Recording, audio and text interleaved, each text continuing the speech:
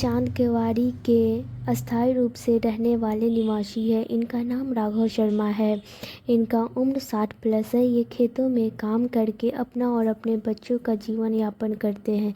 खेती करने के समय इनको कई सारी दिक्कतों का सामना करना पड़ता है।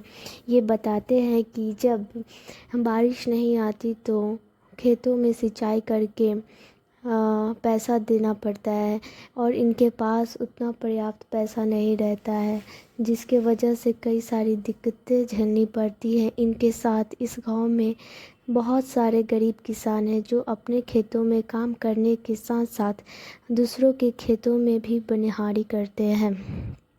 ये भी बताते हैं कि कई महीनों से बारिश नहीं आने के वजह से इनके खेत सूखा पड़ने लगे थे।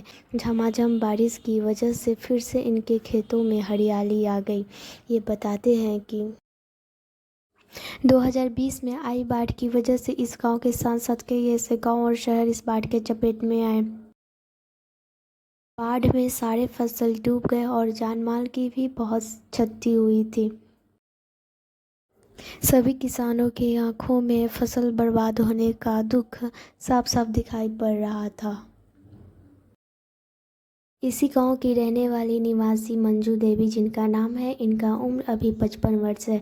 यह खेतों में काम कर रही है। यह बता रही है कि हमारे पास उतना पर्याप्त पैसे नहीं है जिसके वजह से हम खेतों में जन लगा सकें, और ये खुद से खेतों की सोहनी कर रही है। खेतों में जो जंगल है उसे निकाल रही है।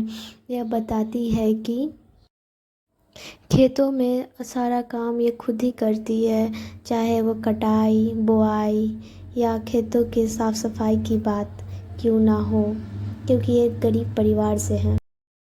इसी गांव की 22 वर्षीय चांदनी कुंवारी, जो ग्रेजुएशन की स्टूडेंट है, ये खेतों में काम करने के साथ साथ घर का भी देखभाल करती है। घर में खाना बनाती है, टाइम मिले तो सिलाई के साथ साथ पढ़ाई भी करती है। कॉलेज इनका बहुत दूर है, जिसकी वजह से कॉलेज रोज़ नहीं कर पाती, यहाँ तक कि सप्ताह में भी नहीं जा पाती, क्योंकि यह एक गरीब फैमिली से बिलोंग करती है।